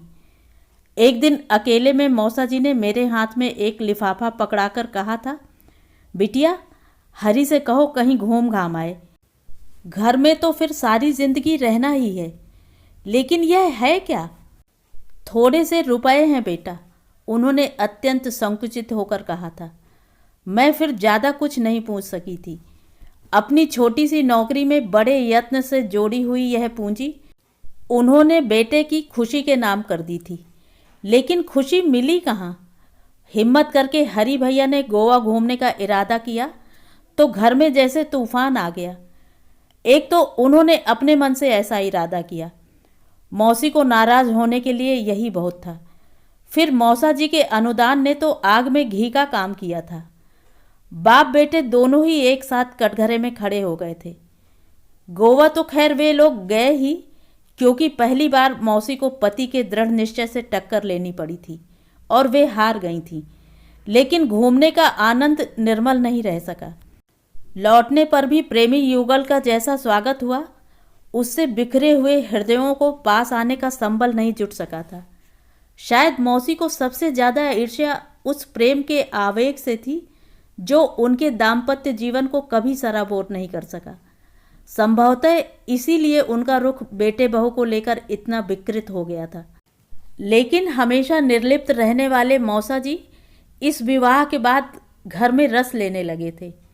मौसी का कोई वाक्शर सीधा बहू पर ना पड़े, इसके लिए वे बड़े सजग रहते थे। बरसों बाद उनके स्वाभिमानी और निरीह व्यक्तित्व का मूल्यांकन हुआ था, बहू ने किया था। उनके कपड़े, उनका पूजा घर, उनकी पुस्तकें, उनका कमरा बहू के सुघड़ हाथों के स्पर्श से दमकने लगे थे। जैसा अकृत्रिम स्नेह वे देते थे वैसा ही प्रगाढ़ आदर उन्हें मिलता था। मुझे यह सब देखकर बड़ा अच्छा लगता था, लेकिन इसके आगे भाभी का अधिकार नहीं था। शुरू शुरू में उन्होंने बगीचे का कायाकल्प करना चाहा था, रसोई नए सिरे से जमानी चाहिए थी, ड्राइंग रूम की सजावट बदलने का प्रयास किया था, पर कहीं भी कुछ भी करने की अनुमति नहीं मिली। उनके साथ आया बहुमूल्य फर्नीचर भी उनके कमरे में कैद होकर रह गया था। यह आकाशवाणी है। दूर कहीं से प्रसारक की जुकाम में भीगी आवाज़ आई तो मैं चौंकी। बाप रे, 8 बज गए। ऊट पटांग बातों को सोचती रह गई मैं, और यहाँ कॉलेज का समय हो चला था। दनादन सीढ़ियाँ उतरकर नीचे आई, रसोई में झांका। पूजा पाठ से निवृत्त होकर मौसा जी पहली चाय ले रहे थे। मिसरानी काकी आज सुबह से ही मौसी की हाजिरी में थी। चाय उन्होंने खुद ही बनाई थी शायद। प्लीज़ मौसा जी, 50-50 आपको मैं दोबारा बना दूंगी। आज तो बिटिया उपवास होगा ना? उन्होंने मेरे मग में चाय उड़ेलते हुए पूछा। सब छोड़ छाड़ दिया। दरअसल अब इन चीज़ों में बचपन की सी आस्था नहीं रही, मैंने दोबारा चाय का पानी चढ़ाते हुए कहा। मौसा जी के सामने यह सब कहते हुए झिझक भी न हुई। उनसे छिपा ही क्या था। उड़ते उड़ते खबर मिली है कि परसों तुम्हारी सगाई है। भाई मुबारक हो। अब मुझे थैंक यू भी बोलना पड़ेगा, ठीक है ना? वैसे मौसा जी, सबसे खुशी की बात तो यह है कि भैया इतने दिनों बाद घर आएंगे। हाँ बिटिया, मनीष को देखे अरसा हो गया। तू तो कभी कभार जाती भी रही है उसके पास, पर बहन जी तो तरस गई होंगी। क्या कहने हैं बहन जी के, इतना ही प्यार होता तो क्या बात थी, मैंने कड़वाहट में भरकर कहा और विषय वहीं समाप्त कर दिया। आज सुबह सुबह यह अच्छी खबर मिली थी और मैं खुश रहकर उसे सेलिब्रेट करना चाहती थी, पर कहते हैं ना, मेरे मन कछु और है। पूजा सामग्री और दक्षिणा पोटली में बांधकर पंडित जी ने दरवाजे के बाहर पैर दिया ही होगा कि मौसी बरस पड़ी। तीज त्योहार पर तो ढंग से पहन ओढ़ लिया करो। जिनके पास नहीं होता वे नकली गहने गुड़ियों से घर भर लेते हैं। इनके पास हैं तो ये दलिदर दिखाने में ही धन्य होती हैं। चौकी के आसपास रंगोली बनाती हुई भाभी का हाथ क्षण भर को कांप गया। चेहरे की रेखाएं कठोर हो आईं, पर दूसरे ही क्षण उनकी उंगलियां पूर्ववत चलने लगीं, जैसे कुछ हुआ ही नहीं। उनका यह पथरीला मौन ही मौसी को सहमा देता है। सामने बोलने वालों को तो वे चुटकियों में उड़ा देती हैं। मैंने उस अप्रिय प्रसंग को समाप्त करते हुए कहा, माँ, भैया के लिए अपना कमरा खाली कर दूं? मैं तुम्हारे कमरे में आ जाऊंगी। अरे वह कौन सा महीना भर रहने आ रहा है, कहीं भी पड़ा रहेगा। लेकिन दिल्ली वालों को कहाँ टिकाएंगे? पता नहीं कितने लोग हैं। हॉल में इंतजाम कर लें या किसी होटल में ठहरा लें। क्यों छोटी, मुझसे क्या पूछती हो जीजी? घर का मालिक जाने और उसका काम जाने। अपन हुक्म के गुलाम हैं, मौसी ने रुखाई से कहा। वाह री, घर के मालिक तो गऊ से सीधे हैं, वे कब हुक्म चलाते हैं। सारा तो तुम पर सौंप रखा है। बेचारे अपने ठाकुर जी को लेकर मगन रहते हैं, कभी किसी काम में दखल नहीं देते। तुम घर का मालिक किसे समझ रही हो? मीतू के मौसा को? वाह जीजी, तुम्हारा भी जवाब नहीं। और मौसी विद्रूप भरी हंसी हंस उठी। तो क्या हरी के लिए कह रही है? उसकी तो 8-8 दिन मुझे सूरत नहीं दिखाई देती, पता नहीं कहाँ रहता है। अच्छा, लौटे तो उससे कह देना जल्दी से कुछ व्यवस्था कर ले, अब समय ज़्यादा नहीं है। माँ का उत्साह देखकर मुझे खुशी हो रही थी। हरी कुछ नहीं करेगा जीजी। क्यों? मौसी के कंठ स्वर से आशंकित होकर माँ ने पूछा। क्योंकि वह घर का मालिक नहीं है, घर का मालिक मनीष है। उसे आने दो, जैसा कहेगा कर देंगे। मौसी ने जैसे 2 टूक बात कह दी। तू हमेशा उल्टी बात करेगी छोटी। इसमें उल्टा क्या है जीजी? अपनी मर्जी का मालिक नहीं होता तो क्या यूं परभारे शादी तय करता? मैं तो खैर कोई नहीं हूं, पर तुमसे तो पूछ सकता था। बताओ भला, तुम्हें एक बार लड़का तो दिखा सकता था। ओह, अब समझी। मैं सब कीन तो ही बिनु पूछे, तेहिते परेव मनोरथ झूठे वाली बात थी। माँ का तो बहाना भर था, ठेस तो मौसी के अभिमान पर लगी थी। उनके सहज अधिकार की भैया ने सीधे उपेक्षा कर दी थी। इस अपराध को थोड़ा सौम्य बनाने की गरज से मैंने कहा, पूछताछ की गुंजाइश थी ही कहाँ। तुम्हारी काली कलूटी लड़की को किसी ने पसंद कर लिया, यही गनीमत थी। तुम लोग ठीक से देख परख सको, इसीलिए तो यहाँ आ रहे हैं। नहीं तो यह प्रोग्राम भी रायपुर में नहीं हो सकता था क्या? पहले से कुछ पत्र तो देना चाहिए। एकदम तार ठोक दिया। मौसी अब कुछ कुछ नरम पड़ती जा रही थी। उन्हें विश्वास है तुम्हारी कार्यकुशलता पर, इसीलिए तो निश्चिंत हैं। मैंने मस्का मारा। उन्हें विश्वास है कि सारी व्यवस्था ठीक ठाक मिलेगी। व्यवस्था कौन बड़ी बात है, सगाई का क्या, मैं तो 4 दिन में शादी खड़ी कर सकती हूँ। पर तेरे भैया से डर लगता है। पूरा सनकी है, सनकी और जिद्दी एक नंबर का। पाठक लोग पहली बार आए थे तब कैसा तमाशा किया था, याद है ना? मैं सहम गई। मौसी क्या सहज भाव से यह सब कह गई थी। मैंने कनखियों से भाभी की ओर देखा। उनका गुलाबी चेहरा सफ़ेद पड़ गया था। होंठ इतनी सख्ती से भींचे थे कि लगता था अब खून ही आ जाएगा। स्मृति का वह अध्याय निश्चय ही किसी भी लड़की के लिए अपमानजनक था। वे कुछ देर बुत बनी बैठी रहीं और फिर एक झटके के साथ उठकर ऊपर को चल दीं। उनसे दृष्टि हटाकर मैंने माँ को देखा। वे एकटक भाभी को देख रही थीं। उनकी आंखों में क्या था, और मैं समझ गई कि मौसी ने यह सब सहज भाव से नहीं कहा था। भाभी के स्वाभिमान को डंक मारने का चाहे उनका उद्देश्य न रहा हो, पर भैया के प्रति माँ के मन में जहर घोलना उनका मंतव्य था। यह काम योजनाबद्ध तरीके से वे बरसों से करती आ रही हैं। दर्जन भर लड़कियों में से सुलक्षणा को चुनने के पीछे भी शायद यही हेतु था। दिन भर वह माँ के सामने इसी घर में रहेगी और माँ कभी न भूल पाएंगी कि मनीष ने उनके साथ क्या किया है। दूसरे दिन सुबह सुबह मौसी ने कहा, मीता, भाभी से कहो कि जल्दी आरती कर ले तो पूजा सिरा दें। बिना उसके गणेश जी कैसे विराजेंगे? मैंने तुनक कर कहा, बार बार मुझे उनके कमरे में मत भेजा करो मौसी, अच्छा नहीं लगता। दरअसल मुझे उस कमरे में जाते डर लग रहा था। रात घनघोर बारिश होती रही थी। मैं पढ़ने का बहाना करके नीचे जागरण में भी शामिल नहीं हुई थी। अपने कमरे की सांकल लगाकर चुपचाप पड़ी रही थी, पर बंद किवाड़ों को भेद कर भी बगल वाले कमरे की आवाज़ें अनचाहे सुनाई पड़ रही थीं। निश्चय ही वह प्रेमालाप नहीं था। भाभी को पहली बार मैंने इतनी ऊंची आवाज़ में बोलते हुए सुना था। बार बार एक प्रश्न हवा में तैरता आ रहा था, आखिर मुझे भी बताइए, इस घर में हमारी स्थिति है क्या? क्या उत्तर दिया था हरी भैया ने सुन नहीं पाई मैं। जब रात ऐसी महाभारत वाली थी तो सुबह का आलम पता नहीं कैसा होगा। इसी से ऊपर जाना टाल गई मैं। रत जगह के लिए मिसरानी काकी यहीं रुक गई थीं। वे ही इस समय काम आईं। बड़े उत्साह से ऊपर गईं और कुछ देर में लौट आईं। लाड़ी उजीन जा रही दिखे, कहे कि म्यारा दाजी बीमार है। हरी, मौसी की धारदार आवाज़ घर में गूंजी। क्या है? सीढ़ियों के सिरे पर खड़े होकर हरी भैया ने पूछा। पता नहीं कितने दिनों बाद उन्हें देखा था। एक ही छत के नीचे रहते हुए हम लोग एक दूसरे से हफ्तों नहीं मिल पाते थे। वे सोकर उठते तब मैं कॉलेज जा चुकी होती। वे रात को लौटते तब तक सारा घर सो चुका होता।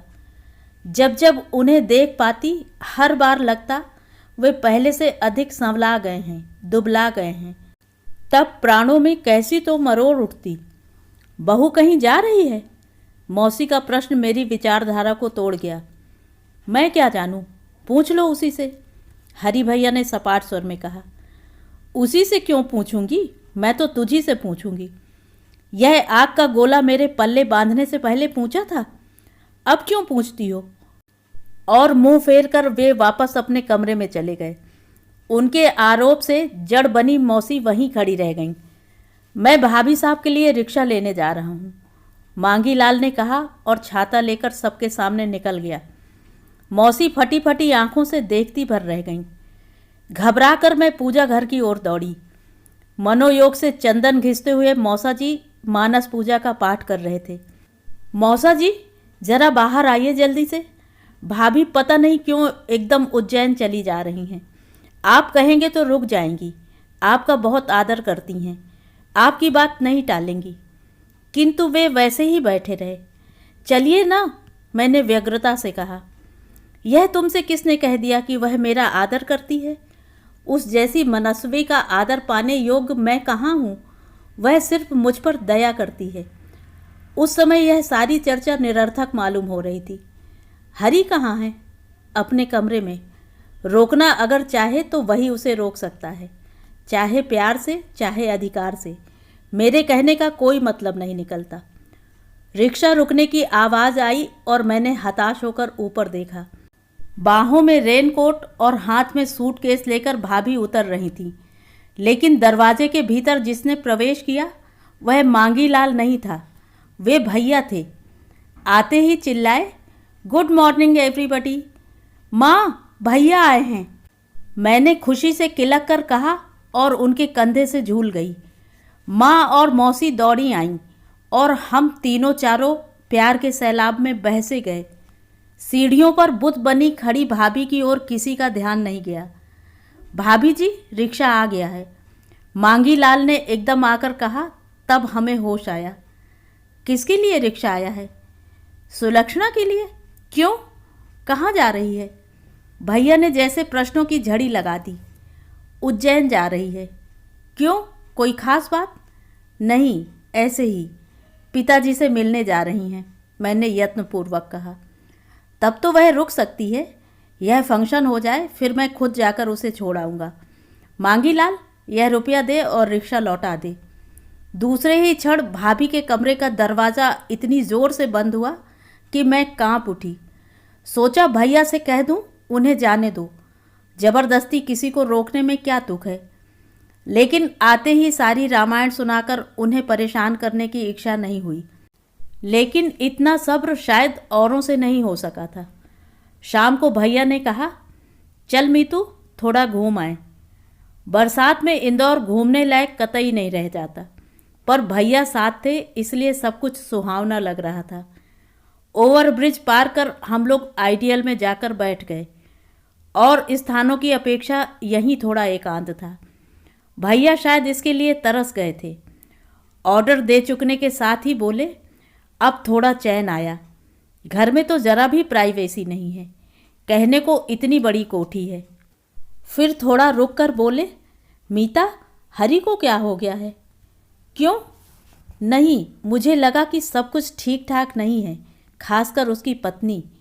मौसी बता रही थी कि उसका व्यवहार एकदम, वह बिल्कुल ठीक हैं, बस भ्रांति की शिकार हुई हैं और यही सारे असंतोष की जड़ है। जो सब्ज बाग उन्हें दिखाए गए थे सबके सब नकली थे। फैक्ट्री का क्या हुआ? अभी चल रही है जैसे तैसे, पर हरी भैया वहाँ हफ्तों तक झांकते भी नहीं। दिन भर पता नहीं कहाँ कहाँ भटकते रहते हैं, रात गए घर लौटते हैं। अजीब अजीब से दोस्त पाल रखे हैं। बेचारा, दरअसल वह लड़का बिजनेस के लायक था ही नहीं, वैसी सामर्थ्य उसके पास नहीं है। इससे तो कहीं नौकरी में लग जाता तो ठीक रहता। भैया के स्वर में सहानुभूति का पुट था। उनकी अम्मा की महत्वाकांक्षाओं का भी तो पार नहीं है, मैंने कड़वाहट से कहा। यही तो रोना है। बीबी से भी तो उसका स्वभाव मेल नहीं खाता। उसे तो कोई घरेलू लड़की ही सूट करती, लेकिन वह काफ़ी महत्वाकांक्षी है। पता है, उसने हरी से कहा है कि अब वह दूसरों की छत के नीचे नहीं रहेगी। कल का सारा इतिहास मेरी आंखों के सामने घूम गया। मैंने हौले से पूछा, आपने कैसे जाना? मौसी ने ही बताया है। और मीता, एक बात मेरे मन में आई है। क्या? तुम्हें अगर कोई आपत्ति ना हो तो यह मकान मैं हरी के नाम करना चाहता हूँ, अर्थात तुम्हारी शादी के बाद। दर्द का एक बड़ा सा घूंट मेरे गले में अटक गया। बरबस अपने आंसू रोकते हुए मैंने पूछा, और माँ? माँ मेरे पास रहेंगी। किसी न किसी दिन तो उन्हें यह फैसला करना ही था। जितनी जल्दी कर लें उतना अच्छा है। उनसे पूछ लिया है? हाँ, एक तरह से यह प्रस्ताव उनकी ओर से आया है। पता नहीं माँ यह किस जन्म का कर्ज उतारती जा रही हैं, मैंने तड़प कर कहा। आपको इस तरह बेघर करने का उन्हें क्या हक है? जिस दिन पापा की मृत्यु हुई थी मीता, बेघर तो मैं उसी दिन हो गया था। यह घर कभी मेरी आत्मा को स्वीकार नहीं हुआ। इसके साथ जुड़ी हुई सारी स्मृतियां उदास कर जाती हैं, सिवा तेरे। और उन्होंने मेरे माथे को प्यार से थपकिया दिया। और यह मत भूलो मीतू कि यदि मौसी जीवन की बाजी जीत गई होती तो यह घर आज उन्हीं का होता। मैं और माँ आश्रय के लिए शायद उन्हीं का मुँह जोते। भैया आप भी यह सब जानते हैं? मैंने अस्फुट स्वर में कहा। हाँ मीता, और दुख की बात तो यह है कि यह सब मैं अपने आप जान गया। कितनी छोटी आयु में मैंने घर के वातावरण से इस कहानी के बीज चुन लिए थे। माँ ने पापा को कभी क्षमा नहीं किया था। उनकी इस इकलौती भूल का वे किसी अमोघ अस्त्र की तरह समय समय पर प्रयोग करती रहीं। पापा बेचारे तब कितने असहाय नजर आते थे। सच कह रहे हैं? हाँ, सच ही तो कह रहा हूँ। और वह एक दिन तो आज भी ज्यों का त्यों मेरे मन में अंकित है। उस दिन ड्राइवर नहीं आया था। पापा सिर दर्द के कारण ऑफिस से जल्दी लौट आए थे। माँ चाहती थी कि वे सुनीता को स्कूल से लिवा लाएं। पापा कह रहे थे स्कूल में फ़ोन कर दो, किसी के साथ चली आएगी। पर इसी जरा सी बात को माँ ने इतना तूल दे दिया, क्या क्या तो कह डाला। पिछले सारे आरोपों को फिर से दोहरा गईं वे। कह डाला कि बच्चों के प्रति उनमें जरा भी ममता नहीं है। मजबूर होकर पापा ने गैरेज से गाड़ी निकाली थी और वे सुनीता को लिवाने चले गए थे। और स्कूल से लौटा था उनका और सुनीता का छिन्न विछिन्न शरीर। सिहर कर मैंने दोनों हाथों से मुंह ढांप लिया।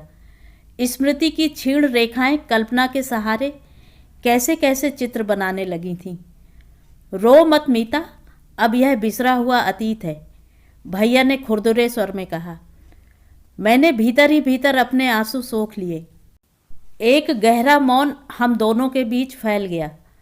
माँ शायद अपने को अब तक क्षमा नहीं कर सकी हैं, बेचारी।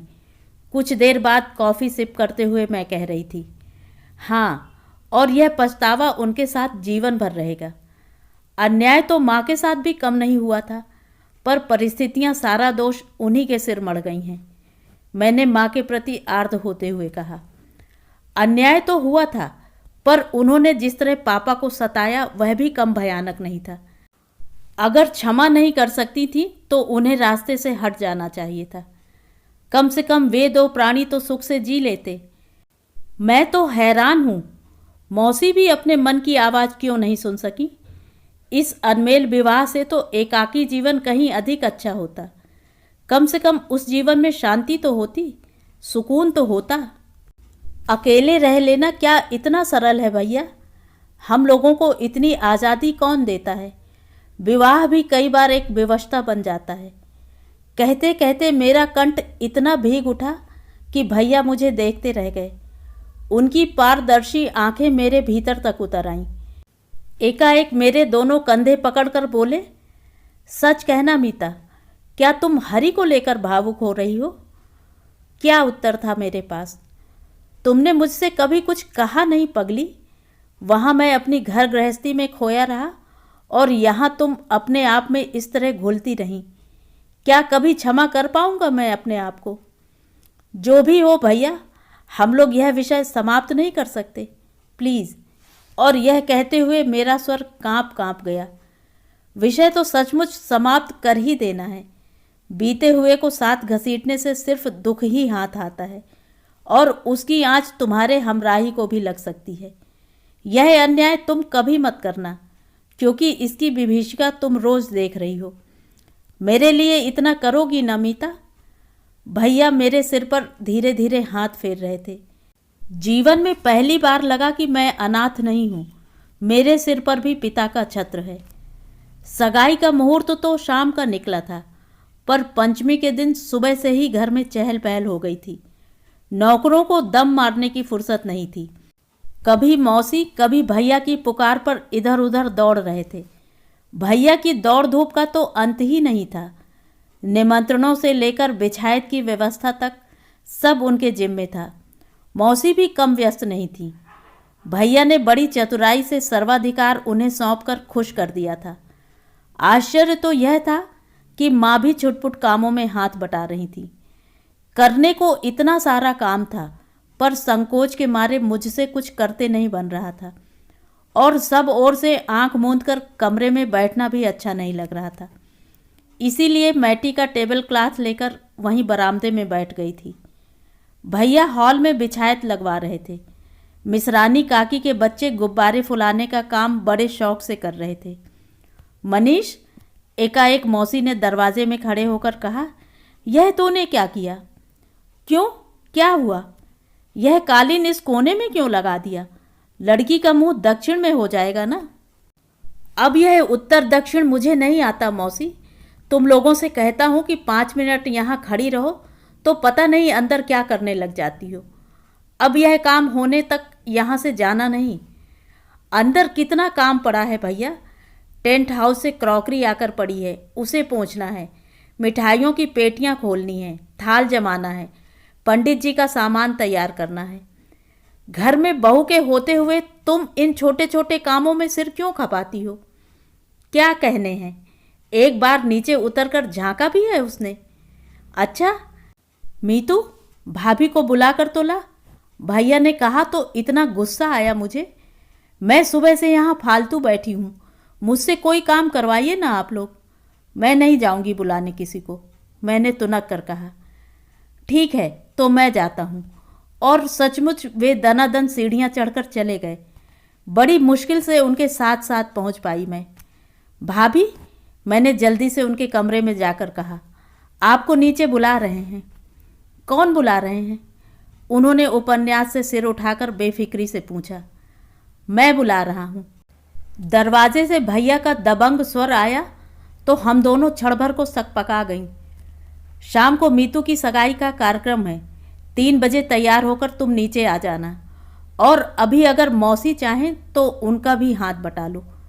इतना कहकर भैया नीचे जाने के लिए उतर चुके थे कि भाभी तेजी से बाहर आईं और बोली, यह मालिक मकान का आदेश है? हाँ, आदेश ही समझ लो। मालिक न सही, घर का बड़ा लड़का तो मैं हूँ। बड़ी सहजता से भैया ने कहा और नीचे उतर आए। बाद का नाटक देखने की मेरी इच्छा नहीं थी, इसलिए मैंने कमरे में अपने को बंद कर लिया। नियोजित वर महोदय की तस्वीर को सामने रखकर देखती रही, उसे मन में उतारने का प्रयास करती रही। पता नहीं कब भैया इस कमरे में रख गए थे। 2:30 बजे से ही माँ मौसी मुझे तैयार करने का संकल्प ले बैठी। कभी जूड़ा, कभी चोटी, कभी ढीली, कभी कसी। किसी तरह संतोष नहीं हो रहा था। माँ ने तो अपने 3-4 सेट निकाल कर रख दिए थे। दोनों ने अपनी कीमती चटक साड़ियों का मेरे सामने अंबार लगा दिया था। दोनों बहनें चंपई बरन की थीं। ये साड़ियाँ उन पर सचमुच फबती थीं, पर मेरा नाम तो कॉलेज में ब्लैक रोज ऑफ अफ्रीका पड़ा हुआ था। यह उन्हें कैसे समझाती? उन साड़ियों की ओर तो झांकते भी डर लगता था। माँ का तो सारा वार्डरोब ही पुराने फैशन का था।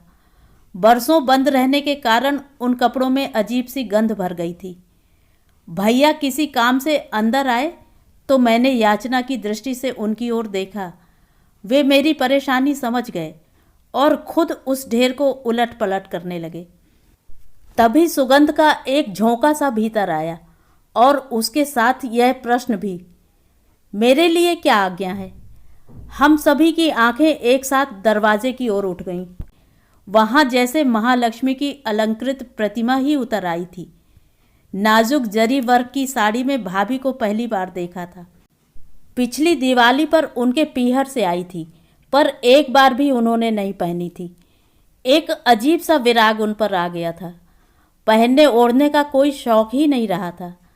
महीनों उनके चेहरे पर मेकअप की हल्की सी परत भी दिखाई नहीं देती थी, पर आज जैसे उन्होंने सारी कसर निकाल ली थी।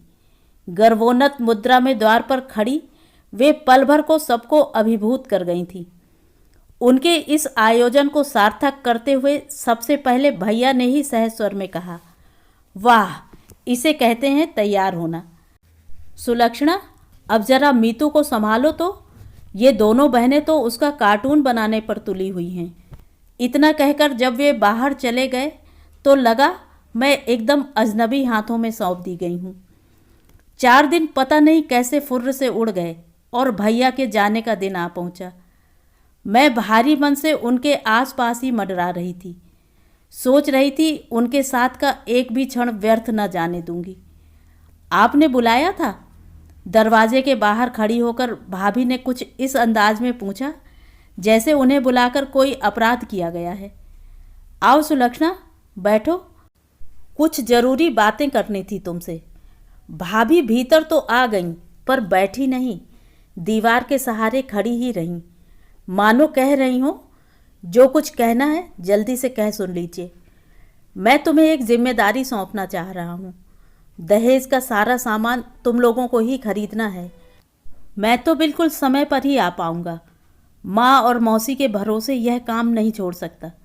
ऊट पटांग सामान खरीद कर घर भर देंगी। ये अभी कुछ रुपए रख लो, जाते ही और भेज दूंगा। भैया ने उनकी ओर लिफाफा बढ़ाया भी, पर वे उसे अनदेखा कर काठ की तरह खड़ी ही रह गईं। सुलक्षणा, क्या सोच रही हो? आप यह काम उन्हें नहीं सौंप सकते थे? भाभी ने सीधे उनकी आंखों में देखते हुए पूछा। या आप भी उन्हें किसी लायक नहीं समझते? उनके स्वर की तल्खी परेशान कर देने वाली थी, पर भैया ने बड़े ही शांत स्वर में कहा, चाहता तो यही था, पर तुम्हारे उनका पता ठिकाना कहाँ से पाऊंगा? मुझे तो शक है तुम्हें भी उसके बारे में कुछ नहीं पता। भाभी के पास कोई उत्तर नहीं था। आया था उस दिन सिर्फ एक झलक उसकी देखी थी और देखकर खुशी नहीं हुई थी।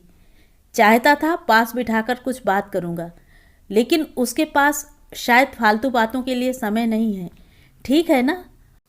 और फिर एकाएक गंभीर स्वर में बोले भैया, मैं तुमसे बहुत नाराज हूं सुलक्षणा।